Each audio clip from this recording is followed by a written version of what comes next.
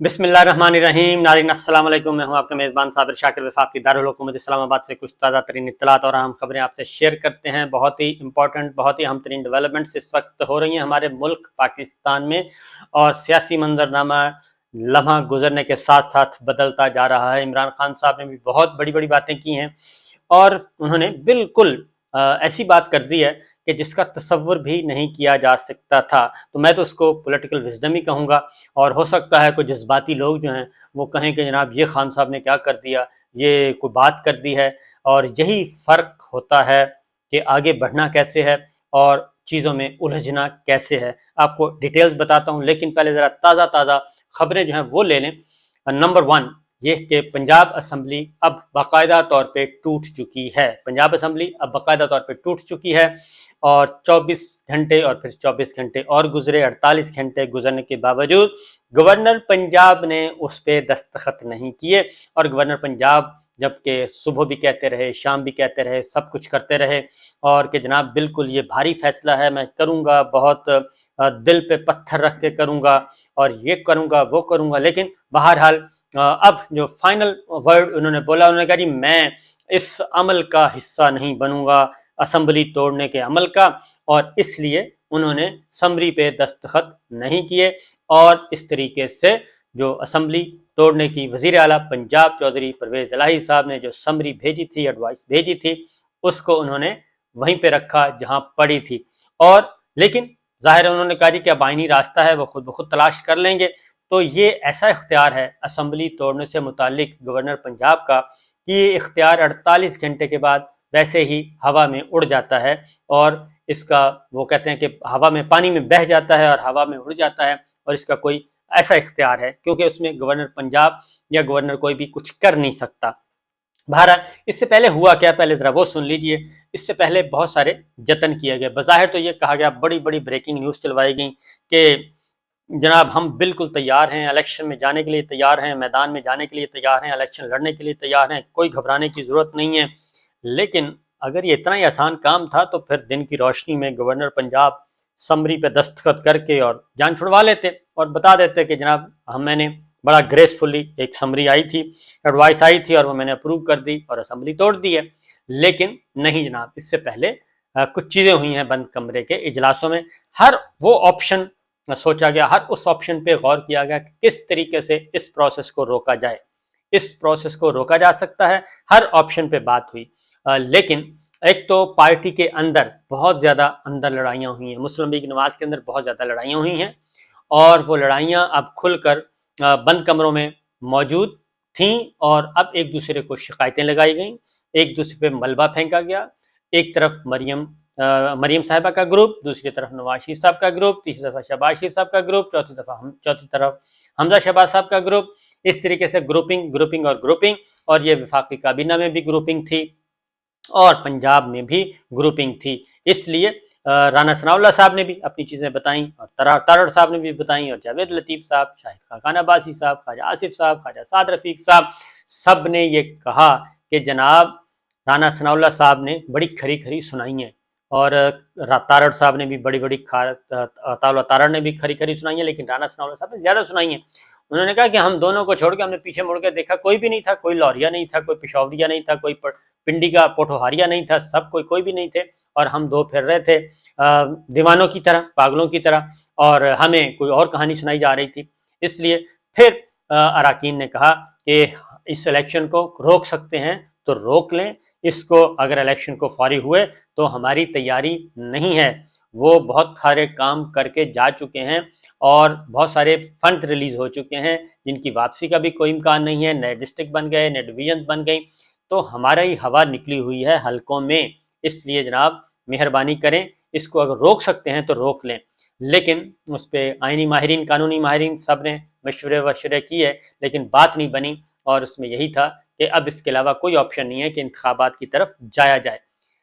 सारा दिन ये मशवरे होते रहे, लंदन में भी और लाहौर में भी, शहबाज शरीफ साहब की रिहाइशगाह पर, लंदन में नवाज शरीफ साहब की रिहाइशगाह पर सारा दिन मशवरे होते रहे। रहनुमा इधर भी पहुंचे हुए हैं, लंदन में भी पहुंचे हुए हैं और उधर लाहौर में पहुंचे हुए हैं। अलग अलग बैठकें, टेलीफोन और फिर वीडियो कॉल, फिर वीडियो कॉन्फ्रेंस, फिर वीडियो मीटिंग, हर तरह की मीटिंग्स हुई। लेकिन फाइनली नवाज शरीफ साहब ने कहा ڈرنے کی ضرورت نہیں ہے بھائی، اب افتاد آن پڑی ہے تو اس سے نمٹنا کیسے ہے۔ پھر اس کے بعد جب یہ آپ کو میں پرفیکٹ انفارمیشن کی بنیاد پہ کہہ رہا ہوں کہ تقریباً جب 4-5 بج گئے، 4-5 کے بعد، کیونکہ لندن سے انتظار کیا جا رہا تھا، 5 گھنٹے کا فرق ہے، اس لیے یہ گورنر پنجاب کو بھی شہباز شریف صاحب سے ان کی ملاقات ہوئی گورنر پنجاب کی، اور بہت سے راز و نیاز کی باتیں ہوئیں، بہت ساری چیزیں ڈسکس ہوئیں، لیکن انتظار کیا جا رہا تھا کہ نواز شریف صاحب لندن سے کیا اطلاع دیتے ہیں، کیونکہ 5 گھنٹے کا گیپ تھا۔ اس لیے پاکستان میں 10 بجے ٹائم پورا ہونا تھا اور لندن میں اس وقت ٹائم تھا دن کے 5 بجے۔ ادھر سے گرین سگنل آ گیا اور اس کے بعد گورنر پنجاب اس راستے سے ہٹ گئے، لیکن اسمبلی آٹومیٹکلی ٹوٹ گئی۔ اب پارلیمانی بورڈز تشکیل دے دیے گئے ہیں اور عمران خان صاحب پہلے ہی الیکشن کے لیے تیار بیٹھے ہیں، اور انہوں نے پہلے ہی کہہ دیا ہے، اس لیے جناب یہ پہلا مرحلہ ہوا مکمل، اور اب عمران خان صاحب نے باتیں کی ہیں بہت بڑی بڑی۔ انہوں نے دیا انٹرویو مہر بخاری کو، اور جو بات میں آپ کو کہتا رہتا تھا، اور پاکستان تحریک انصاف کے لوگ جو ہیں، جو جذباتی قسم کے لوگ ہیں، وہ ذرا تھوڑے سے ناراض بھی ہوتے ہیں اور تنقید بھی شروع کر دیتے ہیں، سوچتے نہیں ہیں، ڈیپتھ میں جا کے ذرا سوچا کریں چیزوں کو۔ ایسا نہیں ہوتا کہ آپ نے موٹر وے پہ سفر بھی کرنا ہے اور کبھی کبھی اوور سپیڈنگ بھی کرنی ہے اور کبھی کبھی غلط اوورٹیک بھی کرنا ہے، اور اس کے بعد آپ کہیں کہ موٹر وے پولیس کو ہم نے آنکھیں بھی دکھانی ہیں اور موٹر وے پولیس کو چیلنج بھی کرنا ہے اور ہم نے اپنا چلان بھی نہیں ہونے دینا، تو یہ ممکن نہیں ہوتا، یہ پاسبل نہیں ہے کہ آپ یہ کام کریں اور بالکل ہر وقت ایک ہی سوچ میں رہیں اور ایک ہی سوچ میں چلتے جائیں اور آگے بڑھتے جائیں، پاسبل نہیں ہے۔ اگر آپ نے ریاستی امور چلانے ہیں، ریاست پاکستان، ریاستی معاملات چلانے ہیں، حکومت چلانی ہے، تو اس میں پھر آپ کو یہ ساری چیزیں دیکھنی پڑتی ہیں، سب کو ساتھ لے کر چلنا پڑتا ہے، اور یہی پہلا تجربہ عمران خان صاحب کے پہلے ٹینیور کا انہوں نے حاصل کیا ہے۔ سب سے زیادہ چیزیں ایک مہر بخاری صاحب نے پوچھا کہ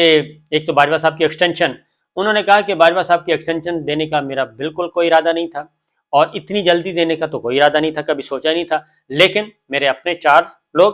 اور 2 سینئر ملٹری آفیشلز آئے، 6 کے 6 لوگوں نے میرے سامنے دلائل دیے اور کہا کہ باجوہ صاحب کہتے ہیں کہ اس وقت اگر ابھی دینی ہے تو زیادہ فائدہ ہے، قریب جا کے دیں گے تو میں پولیٹیسائز ہو جاؤں گا، کیونکہ تیز آدمی تھے۔ اور عمران خان صاحب اور پہلے وہ جو 4 رہنما تھے، نیک نیتی یا بدنیتی تو نہیں کہوں گا، نیک نیتی ہے، کیونکہ پہلا ٹینور جو ہے باجوہ صاحب کا بہت اچھا تھا، تو عزائم ان کے کیا تھے وہ تو کسی کو نہیں پتا تھا، اس لیے وہ 3.5-4 مہینے پہلے ہی وہ پھر ہو گیا تھا نوٹیفیکیشن، تو لہٰذا انہوں نے کہا، لیکن اس کے باوجود خان صاحب نے کہا کہ جناب وہ ٹھیک ہے، میری غلطی تھی اور وہ مشورہ ان کا تھا، لیکن الٹیمیٹلی فائنل ڈیسیجن میں نے لیا، اس لیے غلطی میں تسلیم کرتا ہوں۔ اور انہوں نے کہا کہ 6 کے 6 لوگ زندہ ہیں، موجود ہیں، اور 4 تو انہوں نے کہا میرے اپنے سٹارز ہیں اور 2 ملٹری آفیشلز ہیں، تو ان سے جا کے پوچھ لیں، تو یہ بات ہو گئی۔ دوسرا اگلی بات جو ان کو اصل میں آپ کو پچھلے 2 ہفتے سے آپ کو بتا بھی رہا ہوں کہ دیکھیں نواز شریف صاحب اور عمران خان میں فرق کیا ہے، یہ ہونا چاہیے۔ نواز شریف صاحب نے اپنی لڑائی انسٹیٹیوشن کے ساتھ کر لی ہے، پوری کی پوری اسٹیبلشمنٹ کے ساتھ کر لی ہے، وہ جب بھی آتے ہیں وہ پوری کی پوری اسٹیبلشمنٹ پہ حملہ آور ہوتے ہیں، پوری کی پوری افواج پاکستان پہ حملہ آور ہوتے ہیں اور ادارے کو چیلنج کرتے ہیں، لیکن جو ان کی غلطی ہے، ان کے ساتھ زیادتی کی پرویز مشرف صاحب نے، پرویز مشرف صاحب کو انہوں نے پہنچا دیا جہاں پہنچانا تھا، اور اس کے بعد حساب برابر، معاملہ ختم ہو جانا چاہیے تھا، لیکن انہوں نے ایسا نہیں کیا، بلکہ وہ پھر اندر ہی اندر یہ باتیں کرتے رہتے ہیں، اور پھر جو کون نہیں جانتا کہ NRO 2 کے پیچھے کیا ہے، آڈیوز ویڈیوز، یہ گندا کھیل ہے آڈیوز ویڈیوز کا، اس کے علاوہ تو کچھ نہیں ہے۔ اور اب آپ نے دیکھا ہوگا باجوہ صاحب کی ایک تصویر سوشل میڈیا پہ وائرل ہوئی ہوئی اپنے بیٹے کے ساتھ ہیں، اور پتہ نہیں کون سا ملک ہے کون سا نہیں، آپ اندازہ کریں کہ ایک ٹریک سوٹ ہے اور اشارے پہ کھڑے ہیں اور زیبرا کراسنگ ہے اور ٹریفک بند ہونے کا انتظار کر رہے ہیں، تو اللہ تعالیٰ نے ان کو کیا منصب دیا تھا، اور ان کے جب وہ نکلتے تھے تو اس سے پہلے روٹ لگ جاتا تھا، اور ریاستوں کے سربراہان ان کا استقبال کرتی تھیں، ان کا انتظار کیا جاتا تھا، لیکن اب آپ کو وہ نیا منظر آپ دیکھ لیں، اسے آپ کو اندازہ ہو جائے گا۔ عمران خان صاحب نے ایک اور بات بھی کی ہے، ان سے پوچھا گیا کہ جناب دوبارہ اقتدار ملا تو کیا ہوگا،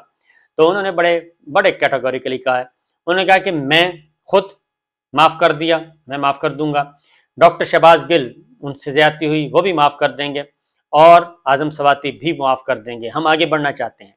اور آگے بڑھ کے ملک کی خدمت کرنا چاہتے ہیں، ملک کو مسائل سے نکالنا چاہتے ہیں، بہت سارے مشکل فیصلے کرنے ہیں، اور ایک مضبوط تگڑی حکومت ہی اس ملک کو مسائل سے نکال سکتی ہے۔ ورنہ پھر انہوں نے کہا کہ اگر یہ اسی طریقے سے پریشر رہا، اکانومی اسی طریقے سے چلتی رہی، تو پھر ہمارا حال سری لنکا اور مصر جیسا ہوگا، اور IMF کہے گا، سری لنکا کو کہہ چکا ہے کہ جناب اپنی فوج آدھی کریں، مصر کو بھی کہہ چکا ہے اپنی فوج آدھی کریں، اور اس کے بعد پھر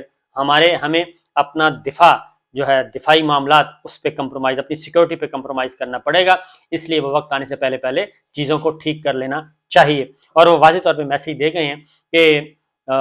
واضح میسیج ہے ان کا کہ پولیٹیکل انجینئرنگ نہ کی جائے، ان کا راستہ نہ روکا جائے، اور اگر سیاسی جماعتوں کو جوڑنا چاہیے، سیاسی جماعتوں کو توڑنا نہیں چاہیے۔ اور چڑیا گھر کا بھی انہوں نے ذکر کیا کہ چڑیا گھر والے بہت پریشان تھے جب اعتماد کا ووٹ لیا جا رہا تھا، اور اعتماد کا ووٹ لینا تھا، لیکن ہم نے بہت ہی سیکرٹ رکھا تھا۔ چڑیا گھر والے پوچھ رہے تھے چودھری پرویز الہی صاحب سے کہ کب اعتماد کا ووٹ لینا ہے، بندے کتنے ہیں، لیکن ہم نے کسی کو نہیں بتایا